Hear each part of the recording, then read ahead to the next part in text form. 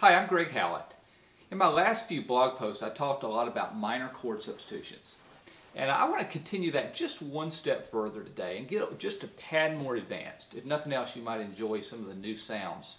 Because I want to talk and extend something that I talked about in the last lesson about two rules that govern chord substitutions. I made a very bold statement. I said that any chord can substitute for any chord if two rules are followed.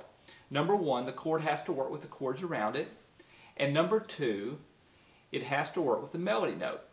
And I talked about functional harmony, and the chord that you insert or substitute for has to follow those rules of harmony. It needs to move by fifths or move by steps. And it has to work with the melody note. Now, I want to just do something fun. It's November right now, and I'm working on Christmas music. And so I picked up the song here a few minutes ago, Silent Night, and I wrote out the chords that I might play in a song like that. This is what my chord sheet looks like, if you can see that, which you probably can't. But I'm going to follow these chords and walk through it. And what I want you to see as I walk through these chords is that they follow the rules that I've been talking about. You're going to see that the chords work around the circle of fifths, and they work by step. They move by step. And the whole thing works. Now, Silent Night, Holy Night in the hymnal is pretty mundane. As a matter of fact, the first four bars stay on the same chord, which is in the key of B flat. It would be B flat. Nothing wrong with that, but we can make it better. Now, here's how I'm going to make it better. This is the way I think about substitutions.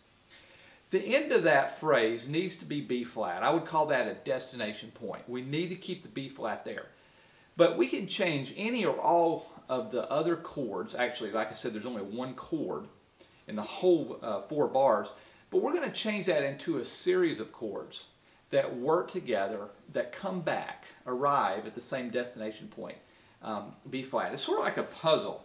There's a million different ways that we can get back to B flat, around the circle of fifths, around a circle, or with a number of steps or movements. But I chose one that works, that sounds good to me. And you can decide if it sounds good to you. The first line, again, I'm substituting for 4 bars of B flat. I'm going to play B flat, E flat minor 6, which is a minor 4/6 chord, by the way, D minor 7, C minor 7, F7, and B flat. Now, let me go through them a little bit slower. B flat to E flat minor 6 is a movement by fifth, right? B flat to E flat. E flat to D minor 7, the next chord, is a movement by a step. D minor 7 to C minor 7 is another movement by step. No problems yet. C minor 7 to F7 is moving down a fifth. And then F7 to B flat is moving down another fifth. So what I want to demonstrate is that we've now created a new progression that follows the rules of functional harmony. It's only one way out of a gazillion ways that you could do it.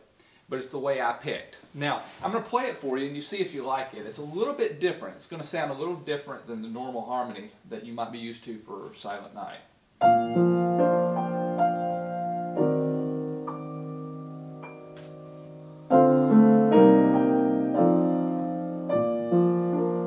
Okay? So there it is, the first line. You might hear some different things going on in there. Second line, I'm going to play B7, let me throw this out of the way. B7, F, F sharp diminished 7, G minor, F sharp 7, B flat over F. Now, let's go through them very quickly. B7 is where I start. Now, some of you are thinking, why are you playing a B7 chord? You're in the key of B flat. It's hard to explain. I'll explain it at another point, but that's what we call a tritone substitution. A tritone is a movement. Well, it's not a movement, it's an interval of 3 whole steps. And what we're doing there is we're moving exactly half an octave. A tritone is exactly half an octave. And in music, we consider a tritone move to be lateral or neutral. Not moving toward resolution, not moving away from resolution, it's a neutral move.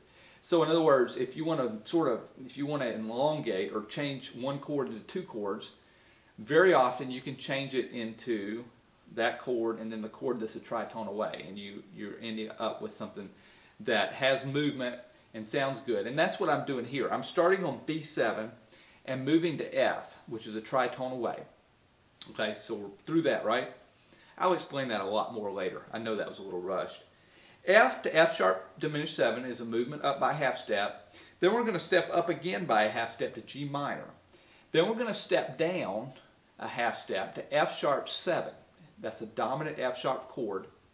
In my mind, I'm thinking it's a substitution for C7, a tritone substitution, but for what I want you to see is it's a movement by a half step, staying within the rules of functional harmony.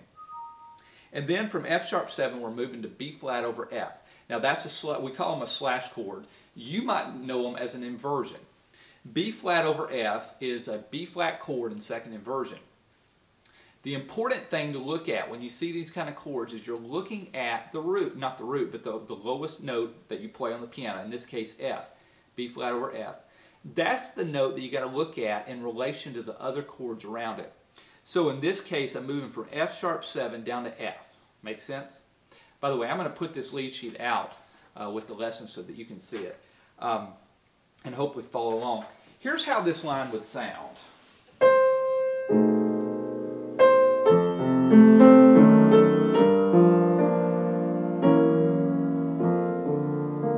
Okay? A little bit of dissonance for a couple of reasons, which we probably shouldn't talk about right now. Let's move on. The next two lines are going to use the same progression. E flat, A7, D minor 7, C minor 7, F7, and B flat.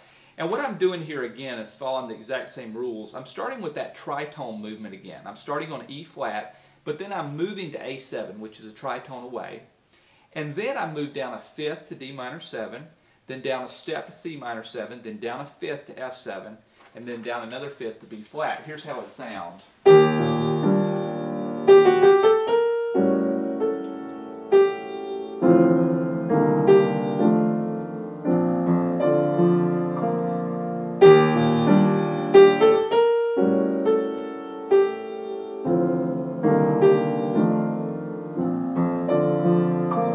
And then the last line, same kind of thing. We go from F7 to up a step to F sharp diminished, up another step to G minor 7, and then we're going to step down a tritone to D flat 7, down a half step to C7, down a fifth to B flat over F, and then I'm going to play F7 and then B flat, which is down a fifth. Here's how the last line sounds.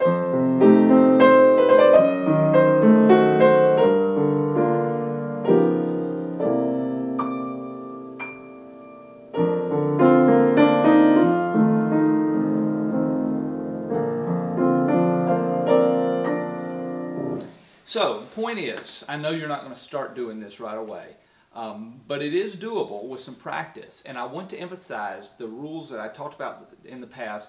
Again, these chord substitutions, which don't necessarily make sense if you just look in the book, they don't make sense necessarily in themselves, but they work because they follow the two rules. Let me play the song through once and then we're done.